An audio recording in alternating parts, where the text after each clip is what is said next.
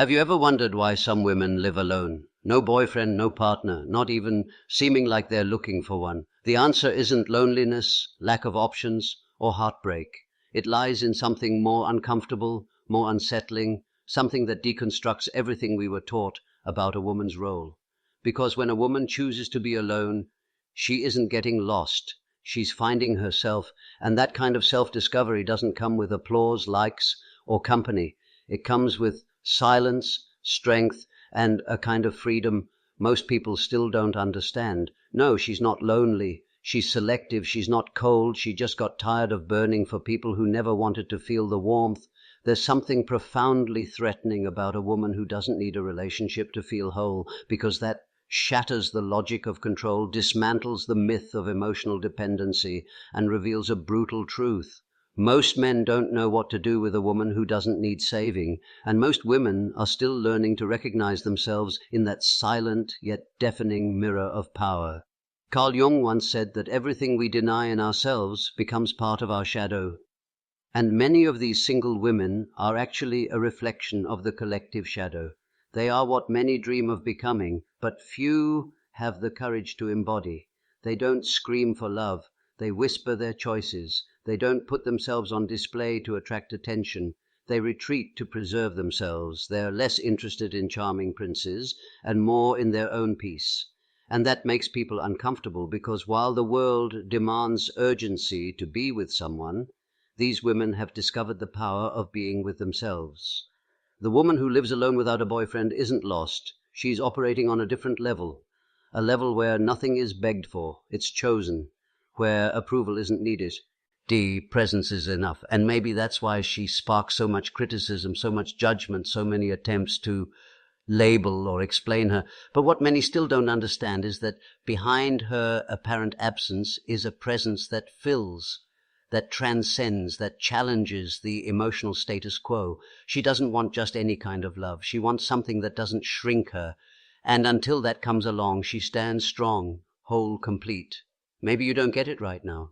Maybe you think it's exaggeration, pride, or emotional damage in disguise. But deep down, way deep down, there's a question inside you, a quiet one that pulses even when you try to ignore it. What if that silent path is actually the only one that leads to the most important kind of love, the one that starts with you? The silence that surrounds a woman who lives alone is not emptiness, it's a sanctuary. And those who don't understand the value of that space often call her cold, distant, or even arrogant. But what few people see is that she didn't build that fortress to shut the world out. She built it to not lose herself. Carl Jung also said that everything we don't face in ourselves, we end up projecting onto others.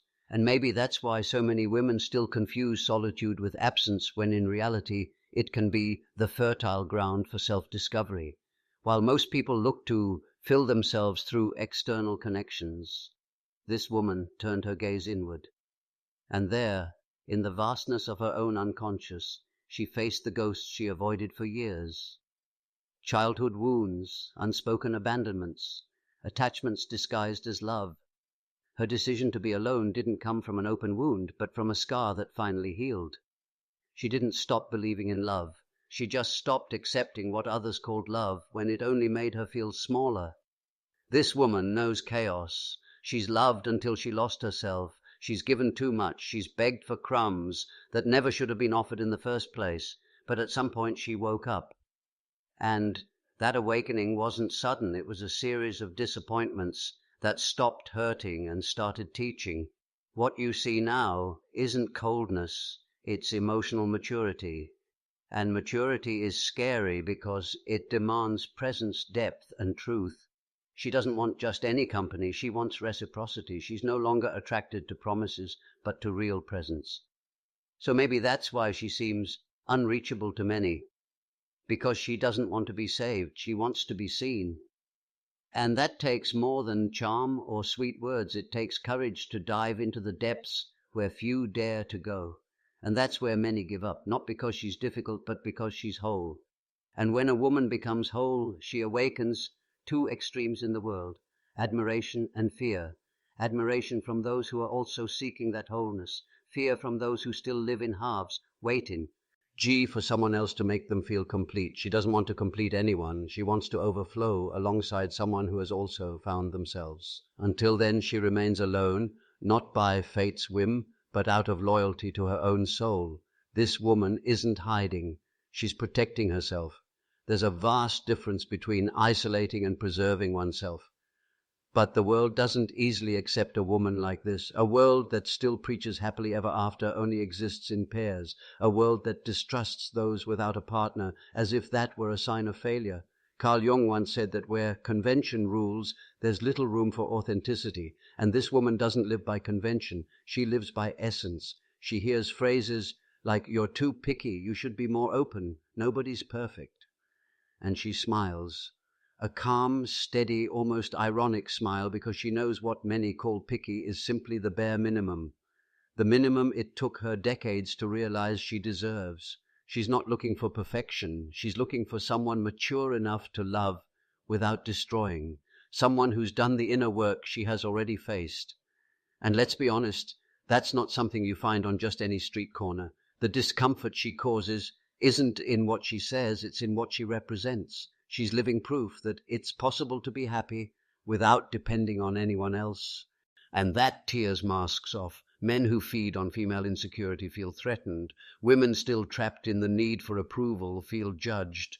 But she isn't here to confront anyone. She's just being. And the authenticity of someone who has freed herself is by itself a brutal mirror to those still living in chains. This woman isn't in a hurry. She doesn't need to rush things to please anyone. She respects her own pace. And for that she stirs a silent fury in a society that wants everything now. She wants depth while the world chases distractions. She wants presence while the world offers only shallow availability. She longs for soul-level bonds while everyone else is trying to look interesting on the next Instagram story. And when she says no, it's not a game, it's truth. When she walks away, it's not drama, it's self-defense. When she chooses to stay home instead of going out with someone empty, it's not arrogance, it's clarity. And that clarity, earned through pain and surrender, is her greatest revolution, because she doesn't live to please, she lives to be. And that simple act, being, is what makes her so dangerous to the system. Perhaps what unsettles people most about this woman isn't her solitude, it's the peace she's found within herself. Carl Jung taught that those who look outward dream, but those who look inward awaken. And it was precisely that inner journey that she took. It wasn't easy. It was a grueling process of stripping off masks, facing the ghosts of emotional dependency, and rebuilding herself piece by piece. She no longer defines herself through the eyes of others. She sees herself through her own eyes, and that changes everything. How many times have you wondered if being alone is failure or freedom? How many times have you felt the need to justify yourself for not having someone by your side? This woman has felt that too. She once thought there was something wrong with her for being alone in a world that idolizes couples, even unhappy ones. But one day she understood it's better to be alone than to be invisible in a relationship. And that day she made a pact with herself. Never again would she accept less than what she truly deserves. Her path is not a straight line. There are days of doubt, moments of nostalgia, nights of deep silence, but there's also a strength that grows with each decision made in awareness. She learned that true love doesn't cage, doesn't consume, doesn't manipulate. The love she wants is the kind that liberates, that adds, that supports without suffocating. And until that love arrives, she chooses to keep growing on her own, not out of pride, but out of integrity. This woman is the living embodiment of Jung's individuation.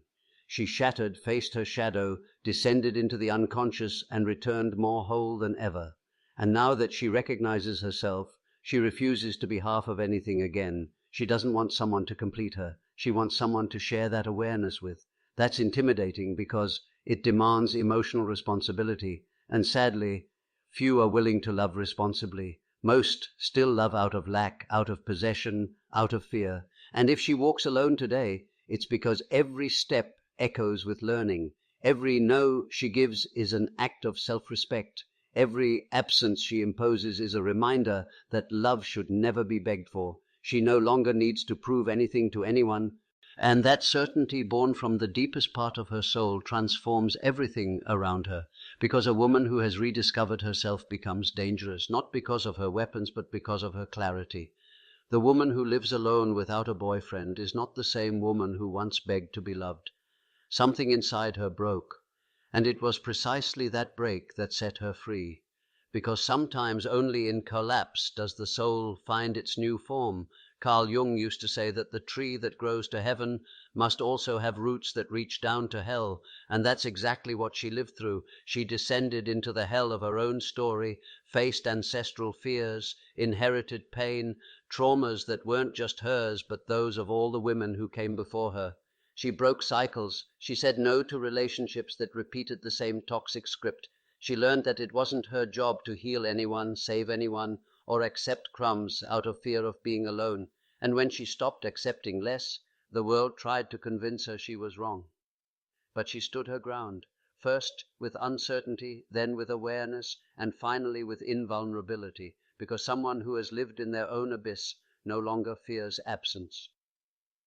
She learns to nourish herself with silence, to warm herself with her own presence. She's not unreachable. She simply no longer allows herself to be invaded. There's a world of difference between opening your heart and letting yourself be torn apart. She opens, yes, but only for those who come in truth, not with rehearsed speeches or empty promises.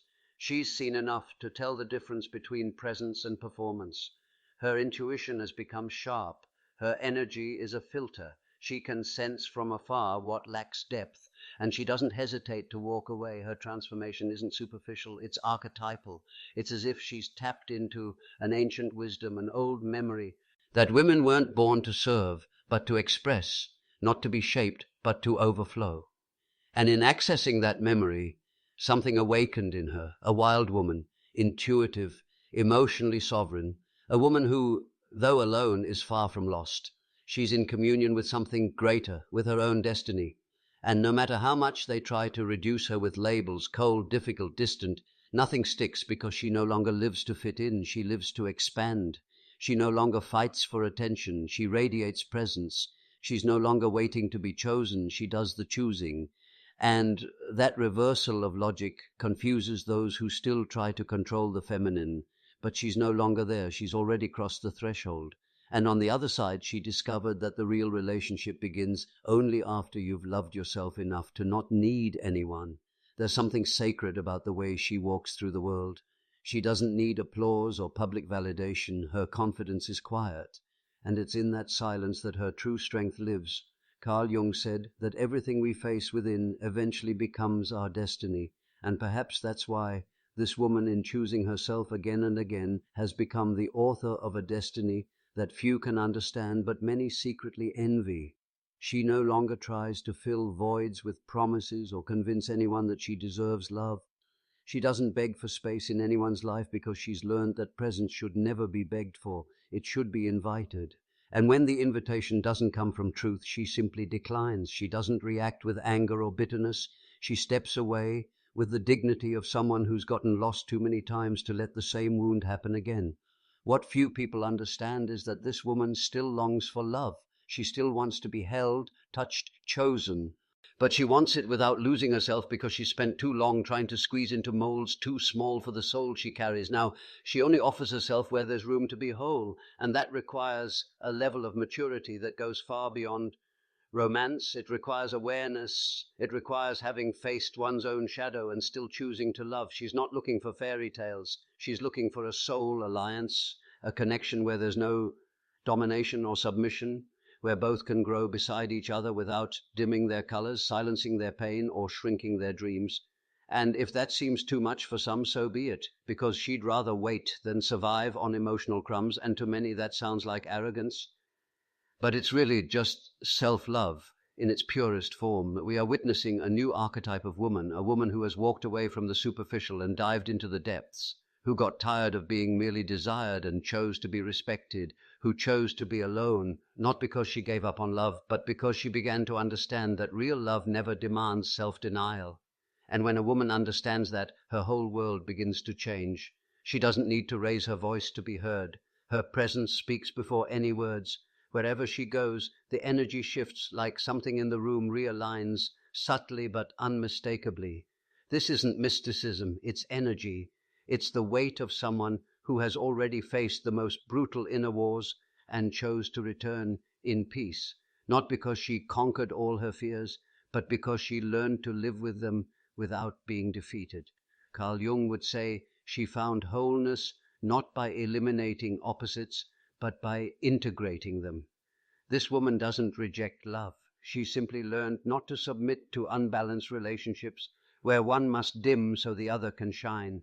She longs to love, but in a love where her essence doesn't need to be edited, a love where she can be both shadow and light, laughter and tears, silence and storm. Because she realized that those who only love the pretty parts haven't yet learned what love truly is. And those who demand constant sweetness still don't understand the beauty of bitterness so necessary for growth that she's too whole to settle for halves.